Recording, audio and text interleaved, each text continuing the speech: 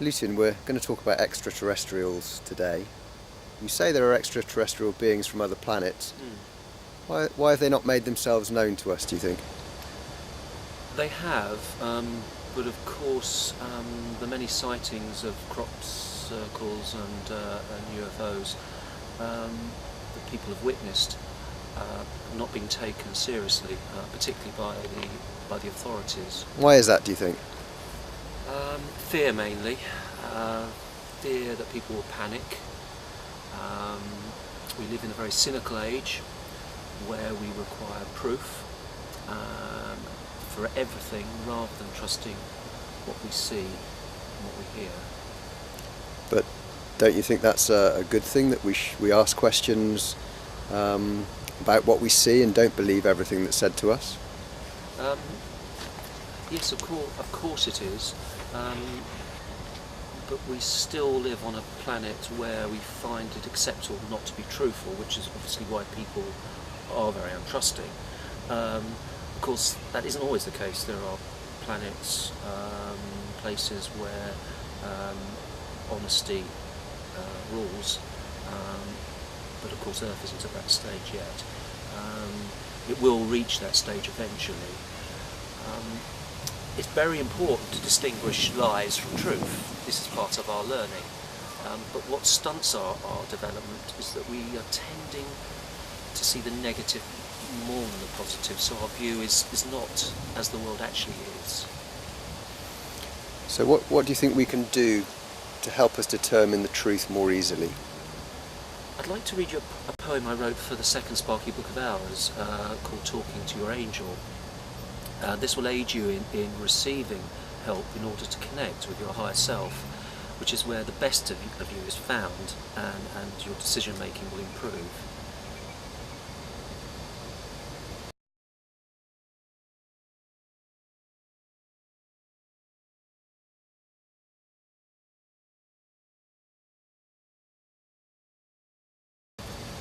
Talking to your angel.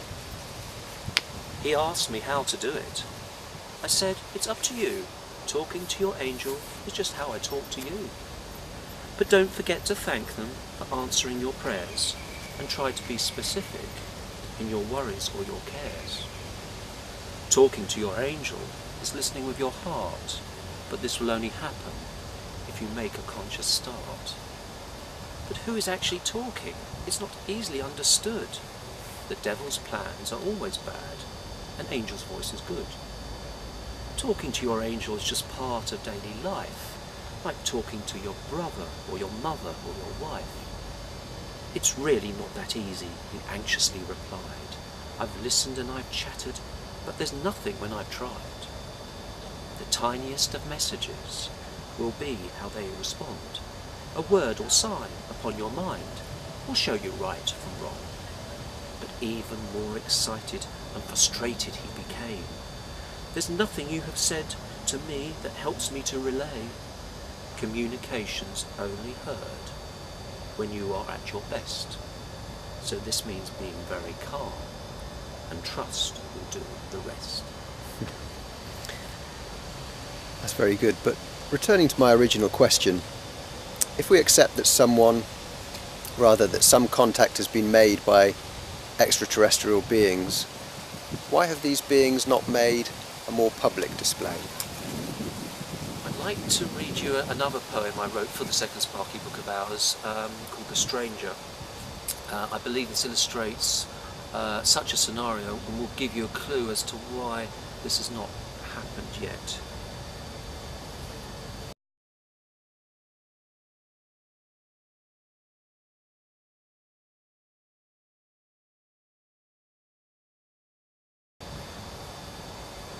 The Stranger.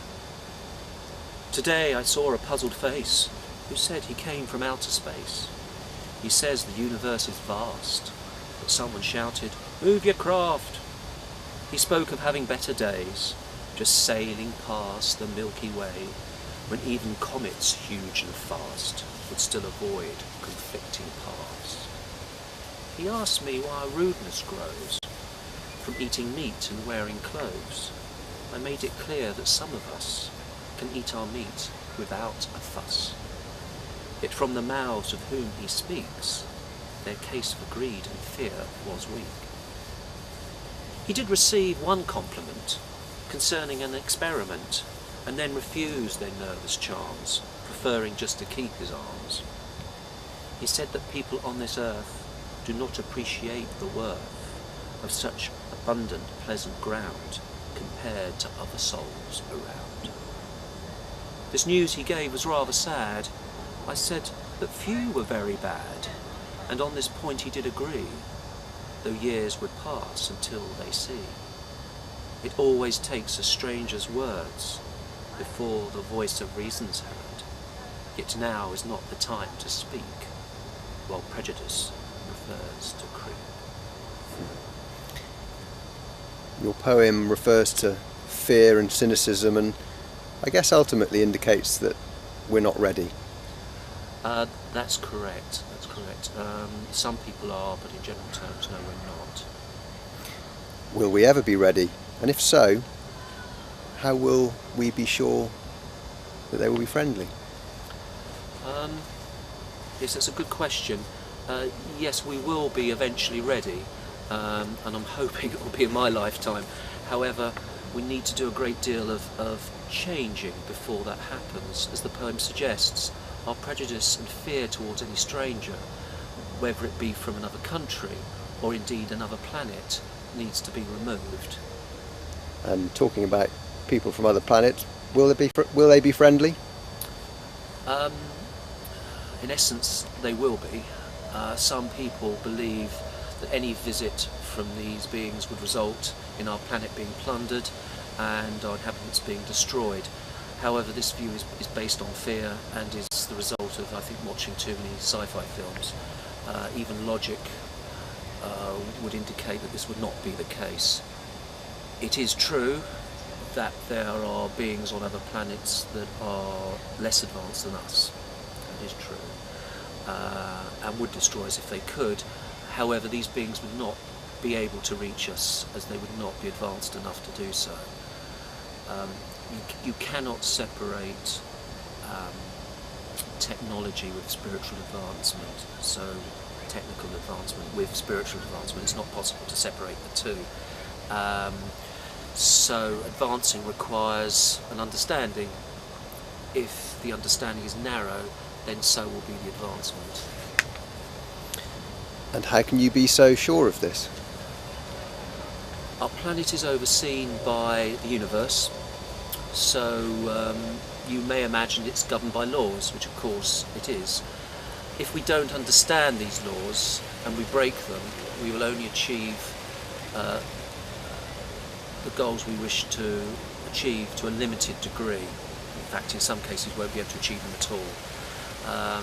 So for an example of this is, one law is that success relies on doing everything for the higher good. To go against that would, of course, limit any technical breakthrough an inventor or a scientist wish to make. So I guess you're saying it's beings who are more technically and spiritually advanced than ourselves that would have the ability to reach us. Yes, that's correct. When any being reaches that level of spiritual development, its purpose is to be of service to others, not to destroy them.